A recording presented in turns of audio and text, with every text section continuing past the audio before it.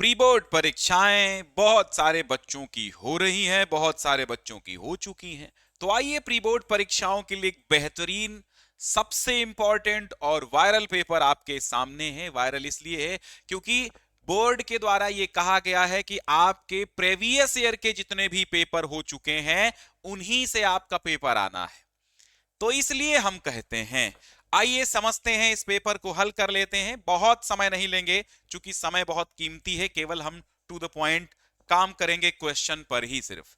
ध्रुव स्वामिनी नाटक के लेखक कौन हैं? आप सभी को पता है, ध्रुव स्वामिनी जो नाटक है वो जयशंकर प्रसाद का है। अच्छा, जयशंकर प्रसाद के और भी नाटक आप ध्यान रखना, हो सकता है कोई और पूछ ले या बोर्ड एग्जाम में। देखो, प्री बोर्ड का मतलब यह है कि आप बोर्ड की ही तैयारी कर रहे हैं।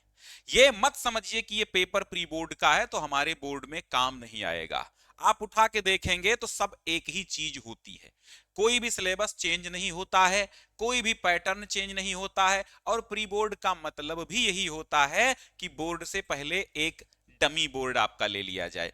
तो ध्रुव स्वामिनी नाटक के साथ साथ आप समझो, सज्जन, कल्याणी परिणय, जन्मेजय का नाग यज्ञ, ठीक है, और करुणालय, सज्जन, स्कंदगुप्त, चंद्रगुप्त, ध्रुव स्वामिनी, ये तमाम जो हैं, ये तमाम जो नाटक हैं वो जयशंकर प्रसाद के नाटक हैं। ठीक है। दूसरा सवाल है कि प्रेमचंद का विशेष महत्व किस रूप में है? तो प्रेमचंद तो उपन्यासकार हैं, कहानीकार हैं तो नाटककार भी, लेकिन प्रेमचंद का विशेष उल्लेख पूछा गया है तो प्रेमचंद उपन्यास सम्राट कहे जाते हैं, शुक्ल युग के लेखक हैं। ये भी पूछ सकता है प्रेमचंद किस युग के हैं, तो इनको लगा दीजिएगा शुक्ल युग के हैं। आपका भी पेपर हो जाए तो पिछले प्री बोर्ड के पेपर में हमने नंबर दिया था, उस पर व्हाट्सएप कर दीजिएगा। अगला सवाल है कि रानी केतकी की कहानी के लेखक कौन है? और ये है मुंशी इंशा अल्लाह खां। ठीक है। मोहन राकेश की जो कहानी है वो क्वार्टर, पहचान, वारिस कहानियां मोहन राकेश की हैं। प्रेमचंद की कहानियां पूस की रात, कफन, पूस की रात, कफन, मंत्र, बूढ़ी काकी, अलग्योझा, दुनिया का सबसे अनमोल रतन, ईदगाह, पंच परमेश्वर। ठीक है, ये तमाम रचनाएं इनकी हैं कहानियों में। निम्न में से गद्य की एक विधा नहीं है, तो जो गद्य की विधा नहीं है वो कौन सी नहीं है? देखो, गद्य की नाटक भी है, एकांकी भी है, उपन्यास भी है। गद्य महाकाव्य काव्य की विधा है, इसलिए यहां पर ऑप्शन नंबर ए सही हो जाएगा। फिर है परीक्षा गुरु उपन्यास के लेखक कौन है? पता है, लाला श्रीनिवास दास हैं परीक्षा गुरु के।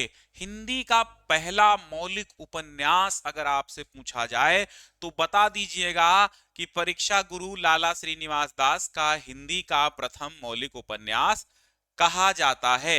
हिंदी की प्रथम कहानी इंदुमती है, किशोरीलाल गोस्वामी की है। हिंदी की प्रथम प्रथम प्रथम बहुत सारी रचनाएं जो हैं वो आप याद करिए, पूछी जाती है एक आध रचना। ठीक है। श्रीलाल शुक्ल की एक उपन्यास याद रखना, राग दरबारी। क्या याद रखेंगे? राग दरबारी श्रीलाल शुक्ल की उपन्यास है। दिव्या यशपाल की उपन्यास है, दिव्या, तो दिव्या यशपाल की उपन्यास है, ऐतिहासिक उपन्यास है, ये भी ध्यान रखना। आगे बढ़ते हैं और छठा सवाल है कि रामचंद्रिका के रचनाकार कौन है? तो रामचंद्रिका के रचनाकार केशवदास हैं। और रामचंद्रिका को क्या कहा जाता है? छंदों का अजायब घर कहा जाता है। क्या कहा जाता है? छंदों का अजायब घर कहा जाता है। हमारे जितने ही आप मॉडल पेपर करेंगे उतना ही फायदा मिलने वाला है, क्योंकि जितने भी पेपर हम करा दे रहे हैं सबके सब क्वेश्चन जो हैं इतने महत्वपूर्ण हैं, वो आपके प्री बोर्ड में तो छाए रहेंगे ही, साथ में बोर्ड एग्जाम तक काम ना आए तो आप कहना आकर के। तो केशवदास रामचंद्रिका के लेखक हैं। और एक सवाल और भी आपसे पूछा जा सकता है कि केशव किस काल के कवि हैं? तो केशव रीति काल के कवि हैं। और रीति काल में भी किस काव्य धारा किस धारा के हैं? तो रीतिबद्ध धारा के हैं। रीतिबद्ध धारा के हैं। ठीक है। केशव जो है रीति काल में रीतिबद्ध धारा के कवि हैं। समझ गए आप? तो समझिए, और भाई केशवदास को एक चीज और कही जाती है, केशवदास हैं कठिन काव्य के प्रेत। क्या कहे जाते हैं? कठिन काव्य के प्रेत। अच्छा, एक सवाल और भी आपसे पूछा जा सकता है बोर्ड में कि कठिन गद्य के प्रेत कौन है? तो अज्ञे जी हैं, यानी सच्चिदानंद हीरानंद वात्स्यायन अज्ञे। आगे बढ़ें, 7वां सवाल है कि तार सप्तक में कितने कवि थे? तो सप्तक से ही पता चल जाएगा कि सप्तक मीन्स 7। तार सप्तक में 7 कवि थे। कौन थे? तो हम ट्रिक बता देते हैं, अमुभा प्रगिराने। क्या ट्रिक है भाई? अ मु भा प्र गी रा ने। इसका मतलब क्या है?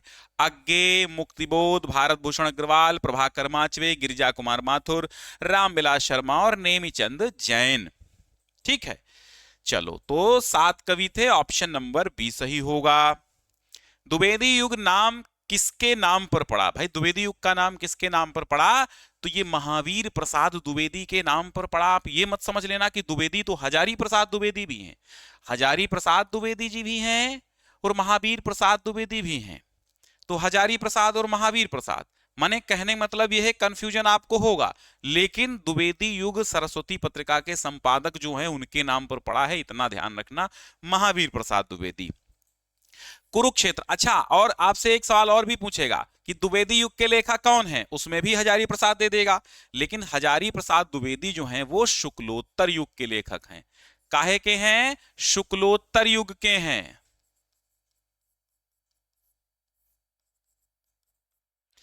ठीक है, शुक्लोत्तर युग के लेखक। अगला सवाल है कि कुरुक्षेत्र के रचनाकार कौन हैं? तो कुरुक्षेत्र के रामधारी सिंह दिनकर हैं। उर्वशी, कुरुक्षेत्र, सामधेनी, रामधारी सिंह दिनकर का है। बिहारी ने किस भाषा में काव्य रचना की है? तो बिहारी की जो भाषा है वो ब्रज भाषा है, क्योंकि रीतिकाल की ही भाषा जो थी वो ब्रज भाषा थी, मेन पूरी रीतिकाल की। हास्य रस का स्थायी भाव बताइए।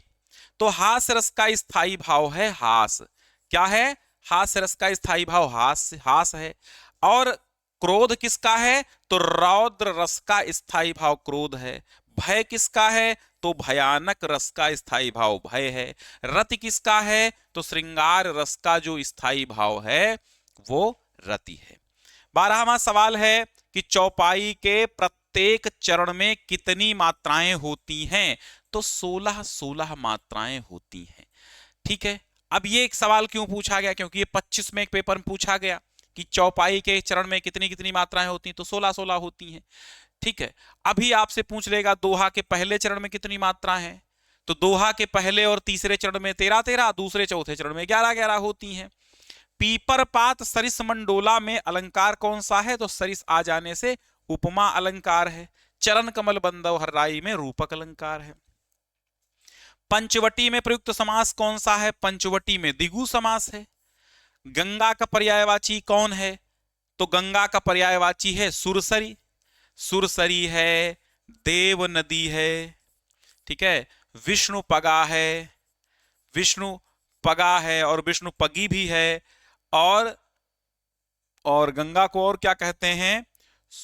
गंगा को हाँ देवपगा भी कहते हैं, देवपगा। ठीक है, भागीरथी भी कहते हैं, भागीरथी। ठीक है, भागीरथी भी कहते हैं। अभिमान में प्रयुक्त उपसर्ग कौन सा है? उपसर्ग मीन्स शुरुआत में जो लगता है, तो अभिमान में अभि उपसर्ग है। और अगर आपसे कह दे अनुमान में, तो अनुमान अनु से, देखो इन उपसर्गों से बताओ, आ से कौन सा बन जाएगा? अनाथ शब्द बन जाएगा। अगर हम कह दें अनादर में बताओ प्रत्यय, अनादर में, तो अनादर में आ नहीं है उपसर्ग, अनादर में अन उपसर्ग है। ठीक है, अनाथ हो जाएगा, अजन्मा हो जाएगा। ठीक है, और क्या क्या हो जाएगा? आ लगा दो। अप में अपमान, अपकार, अपयश, अपव्यय तमाम हो जाएंगे। अनु से अनुकरण, अनुमान, अनुगमन, अनुसरण तमाम हो जाएंगे। तद शब्द की चतुर्थी विभक्ति एक वचन का रूप क्या होगा? चतुर्थी का एक वचन, तद का साहा तम तेन तस्मय, तो यहां पर चतुर्थी का तस्मय हो जाएगा। तद और युष्मत के ट्रिक से हमने पढ़ाए हैं शब्द रूप, आप पढ़ लीजिएगा। पद परिचय की दृष्टि से पद कितने प्रकार के होते हैं? तो पद परिचय की दृष्टि से पद जो होते हैं वो विकारी और अविकारी दो प्रकार के होते हैं। दो लगा लीजिए, दो। इसके बाद आता है कि कर्तृवाच्य में प्रधानता किसकी होती है? तो ध्यान रखना, कर्तृवाच्य में कर्ता की, कर्मवाच्य में कर्म की, और भाववाच्य में भाव और क्रिया दोनों की प्रधानता होती है। इतना ध्यान रखना, और यह सवाल पूछता जरूर है। भाषा की सबसे छोटी इकाई क्या है?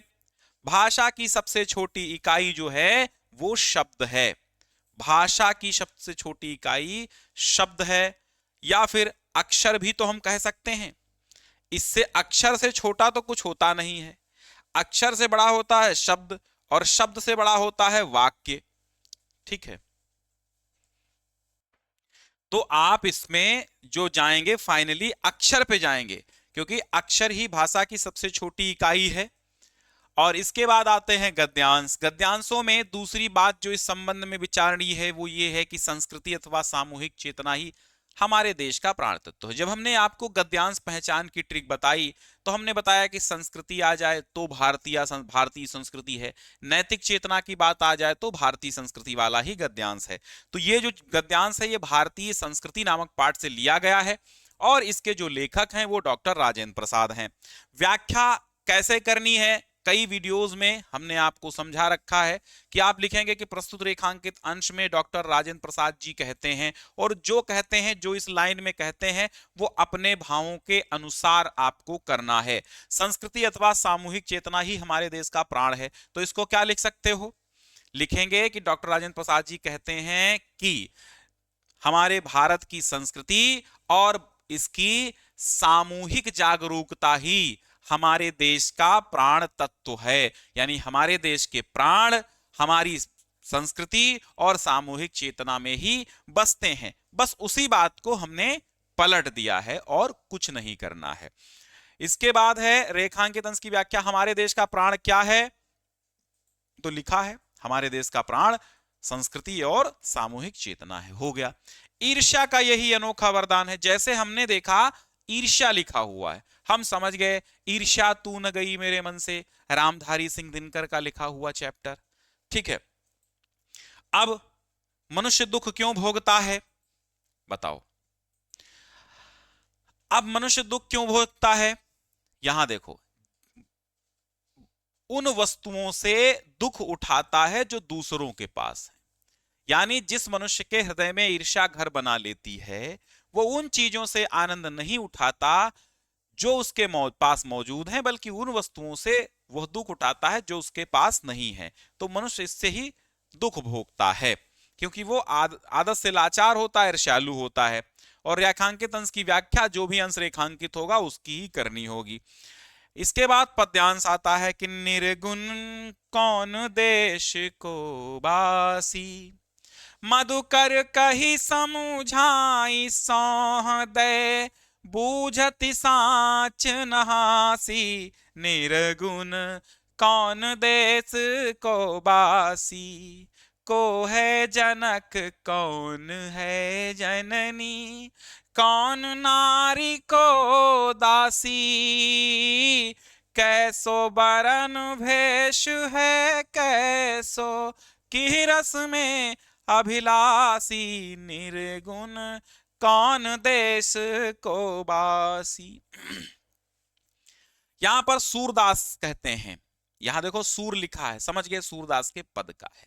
सूरदास जी कहते हैं कि गोपिकाएं उद्धव से कहती हैं कि निर्गुण ब्रह्म कौन से देश का निवास करने वाला है। मधुकर माने हे भ्रमर रूपी उद्धव, तुमसे हम कह रही हैं सौहृदय, माने कसम दिला के कह रही हैं, अपनी सौगंध दिलाकर कह रही हूं, बूझत साच सच्ची पूछ रही हूं, न हंसी हंसी मजाक नहीं कर रही हूं। हे मधुकर, तुमको अपनी कसम दिला के समझाते हुए पूछ रहे हैं, सच पूछ रहे हैं, हंसी नहीं कर रहे हैं। को है जनक, उस निर्गुण ब्रह्म का कौन जनक, जनक माने पिता, को है जननी, कौन उसकी माता है, कौन नारी और उसकी पत्नी कौन है, और को दासी और उसकी दासी कौन है। यानी उस निर्गुण ब्रह्म के पिता कौन है, पत्नी कौन है, स्त्री कौन है और दासी कौन है। कैसो बरन, बरन माने वर्ण, वर्ण माने रंग, बेस है कैसो, उसका रंग कैसा है, उसका वेशभूषा उसकी कैसी है, किह रस में अभिलाषी, और कौन से रस में वो अभिलाषी है, कौन से रस की वो इच्छा करता है, चाह करता है। पावे गो पुन कियो आपनो जोरे करोगे गांसी, गांसी माने होता है छल, गांसी मीन्स क्या होता है, छल। कहते हैं गोपिकाएं उद्धव से कहती हैं अगर तुमने हमसे छल किया तो अपना किया जरूर पाओगे, सुनत मौन होए रहे हो बाबरो सूर सबे मत नासी। सूरदास जी कहते हैं कि जब गोपिकाओं ने कहा कि अपने किए का फल जरूर प्राप्त करोगे अगर मुझसे छल करोगे, तो इतना सुनते ही सूरदास कहते हैं मतिनासी अर्थात उसकी बुद्धि नष्ट हो गई और वो बावरा हो गया अर्थात पगला सा हो गया। तो व्याख्या बता दी। पद्यांश का संदर्भ लिखिए, संदर्भ सूरदास के पद हैं, लिख लेना है। फिर है मधुकर शब्द किसके लिए प्रयुक्त हुआ है, तो मधुकर शब्द उद्धव के लिए प्रयुक्त हुआ है। अगला है कि इस समाधि में छिपी हुई है एक राख की ढेरी, जलकर जिसने स्वतंत्रता की दिव्य आरती फेरी। इस समाधि में अर्थात किस समाधि में, झांसी की रानी की समाधि है, तो इस समाधि में एक राख की ढेरी छिपी हुई है और जिसने जल करके स्वतंत्रता की दिव्य आरती, अलौकिक आरती उतारी है। यह समाधि, यह लघु समाधि झांसी की रानी की, ये जो समाधि है छोटी सी भले हो परंतु ये झांसी की रानी की समाधि है, अंतिम लीला स्थली यही लक्ष्मी मर्दानी की। झांसी की रानी लक्ष्मीबाई वीरांगना की यह अंतिम लीला स्थली है। ठीक है, पद्यांश का संदर्भ लिखिए। बता दिया झांसी की रानी की समाधि पर सुभद्रा कुमारी चौहान। कवित्री ने किसकी समाधि पर अपनी भावनाएं व्यक्त की हैं, तो झांसी की रानी की समाधि पर। व्याख्या मैंने बता ही दी है। फिर संस्कृत का गद्यांश आता है। अस्माकम संस्कृति सदा गतिशीला वर्तते, ध्यान रखना संदर्भ जरूर लिखना है।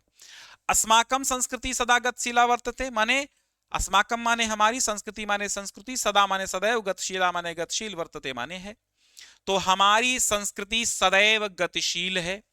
मानव जीवनम संस्कर्तुम ऐशा, मानव जीवन को संस्कर्तुम माने संवारने के लिए, ऐशा माने ये, यथा समय माने समय समय पर, नवाम नवाम माने नवीन नवीन, विचारधारा माने विचारधाराओं को, स्वीकरोत माने स्वीकार करती है। तो मानव जीवन को संवारने के लिए ये यथा समय नवीन नवीन नई नई विचारधाराओं को स्वीकार करती है। नवाम च शक्तिम प्राप्नोति, और नई शक्ति प्राप्त करती है। अत्र दुराग्रह नास्ति, यहां हठ नहीं है। यत युक्त युक्तम, जो कुछ भी युक्त युक्त है, कल्याणकारी चा और कल्याणकारी है, तद अत्र सहर्षम ग्रहीतम भवति, वो यहां बड़े हर्ष के साथ ग्रहण होता है। एतस्याह गतिशीलतायाह, इसकी गतिशीलता का रहस्य, हम माने रहस्य, मानव जीवन से, मानव जीवन के शाश्वत मूल्येषु निहितम, शाश्वत मूल्यों में निहित है। तो ये भारतीय संस्कृति से है। फिर अगला है इयम नगरी विविध धर्माणाम संगम स्थली। तो ये कहां से आ गया भाई, वाराणसी से आया है। इयम माने ये, नगरी माने नगरी, विविध माने विविध प्रकार के, धर्माणाम माने धर्मों की, संगम स्थली माने संगम स्थली है। तो ये नगरी विविध धर्मों की संगम स्थली है। महात्मा बुद्धः तीर्थंकरः पार्श्वनाथः शंकराचार्यः कबीरः गोस्वामी तुलसीदासः अन्ये च बहवः, और अन्य बहवा माने बहुत से, महात्मानः माने महात्माओं ने, अत्रागत्य माने यहाँ आकर के, सुयान माने अपने, विचारान माने विचारों को, प्रासारयन माने फैलाया है। महात्मा बुद्ध, तीर्थंकर, पार्श्वनाथ, शंकराचार्य, कबीर, गोस्वामी तुलसीदास, अन्य बहुत से महात्माओं ने यहाँ आकर के अपने विचारों को फैलाया है। न केवलम दर्शने साहित्य धर्मे, न केवल दर्शन साहित्य धर्म में, अपितु कला क्षेत्रे अपि, बल्कि कला क्षेत्र में भी इयम नगरी विविधानाम, यह नगरी विविधानाम कलानाम माने विविध कलाओं, शिल्पानाम च और शिल्पों कृते माने के लिए, लोके विस्तृतः माने संसार में प्रसिद्ध है। ठीक है, न केवल दर्शन साहित्य धर्म बल्कि कला क्षेत्र में भी ये नगरी विविध कलाओं और शिल्प के लिए संसार में प्रसिद्ध है। अत्रत्याः कौशेय शाटिकाः, यत्रत्याः माने यहाँ की, कौशेय शाटिकाः माने, कौशेय शाटिका माने रेशम की साड़ियां, देशे देशे माने देश देश में, सर्वत्र स्पृह्यन्ते सब जगह चाही जाती हैं। ठीक है, तो ये वाराणसी से है। अगला है उत्तरम यत् समुद्रस्य हिमाद्रैश्चैव दक्षिणम वर्षम तद भारतम भारती नाम तत्र संतति। यत् समुद्र से, जो समुद्र के उत्तर में है और हिमालय के दक्षिण में है, वर्षम तद वह देश भारत है और भारती नाम की वहां की संतति माने संतानें हैं। तो ये कहां से है बताओ। उत्तरम यत् समुद्रस्य हिमाद्रश्चैव दक्षिणम विरावेण पूज्यते से, माता गुरुतरे भूमा, ये कहां से है, जीवन सूत्राणी से। माता गुरुतरा माने भारी है, भूमे माने भूमि से, माता भूमि से भारी है, खात माने आकाश से, पितोह माने पिता, उच्चतरः तथा और आकाश से ऊंचा पिता है, पिता आकाश से ऊंचा है, माता भूमि से भारी है, मनः शीघ्रतरम वातात और मन वायु से भी शीघ्र चलने वाला है, चिंता बहुतरी तृणात और चिंता तिनकों से अधिक जलाने वाली है या दुर्बल है, तिनकों से अधिक दुर्बल बनाने वाली है। तो ये हो गया जीवन सूत्राणी से। फिर खंड काव्य में आप देखेंगे तो चरिचित्रण बहुत ज्यादा आते हैं, तो चरिचित्रण पूरे तैयार करिए जितने भी हैं। देखो सभी खंड काव्यों में चरिचित्रण सर्वाधिक पूछे गए हैं। फिर है दिनकर, अगर अब देखो 3 यहां पे हम दे रहे हैं आपको, 3 यहां पर जो दिखाई दे रहे हैं आपको, क्या जीवन परिचय, एक है रामधारी सिंह दिनकर का, दूसरा आचार्य शुक्ल का, तीसरा है जयशंकर प्रसाद का। इन तीनों में से बताओ हमें कि क्या आपको कोई एक आता है। अगर कोई एक आता है तो समझ लो आपने 5 अंक पक्के कर लिए। और तुलसीदास, मैथिली शरण गुप्त, महादेवी वर्मा में से अगर कोई एक आता है 5 अंक आपने पक्के कर लिए। इसके बाद है कि अपनी पाठ्य पुस्तक में से कंठस्थ कोई एक श्लोक लिखिए। भाई श्लोक याद करने की ट्रिक एक वीडियो में मैंने दी है, बहुत जल्दी याद हो जाएगा। अपने भाई की शादी में आमंत्रित करने के लिए अपने मित्र को पत्र लिखिए।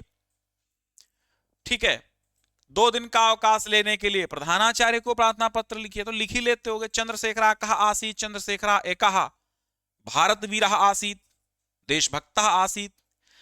भूमे गुरुतरम किमस्ति, तो भूमे गुरुतरम माता अस्ति। पुरुराजा केन सह युद्धम अकरोत्, तो पुरुराजा अलक्षेन्द्रेण सह युद्धम अकरोत्। वाराणसी केशाम संगम स्थली, वाराणसी विविध धर्माणाम संगम स्थली अस्ति। इसके बाद है साहित्य और समाज, स्वच्छ भारत अभियान, लोकतंत्र में मतदान का महत्व, मेरा प्रिय कवि, नारी सशक्तिकरण पर निबंध आप लिखिए। समझो, साहित्य और समाज, स्वच्छ भारत अभियान, अभी मैंने स्वच्छ भारत अभियान पे निबंध आपको कराया है, बहुत इंपॉर्टेंट है, पिछली बार सारे सेटों में आया था, बहुत इंपॉर्टेंट, बोर्ड तक इंपॉर्टेंट है, बोर्ड में ही मैं बता रहा हूं इंपॉर्टेंट। प्री बोर्ड में तो है ही, प्री बोर्ड में जो इंपॉर्टेंट है वही बोर्ड में है, सब सब सब। और नारी सशक्तिकरण पे तो करा दिया है, मेरा प्रिय कवि करा दिया। अगर आपको कोई निबंध नहीं मिल रहा है तो ऐसे आप यूट्यूब पे जाइए, सर्च करिए साहित्य समाज का दर्पण ज्ञान सिंधु, मेरा वीडियो मिल जाएगा। अगर पुराना मिल रहा तो पुराना देख लो, नया भी मैंने बनाया है, नया मिल रहा तो नया देख लो, मेरा ही पढ़ाया होगा। स्वच्छ भारत अभियान ज्ञान सिंधु मिल जाएगा, मेरा प्रिय कवि ज्ञान सिंधु मिल जाएगा, नारी सशक्तिकरण ज्ञान सिंधु मिल जाएगा, ऐसे सर्च करोगे तो मिल जाएगा। तो ये पेपर पूरा हो चुका है, प्री बोर्ड का एक पेपर पूरा हो चुका है। ठीक है, चलिए, और दूसरा पेपर भी आज ही दे देंगे, वो भी कर लीजिएगा।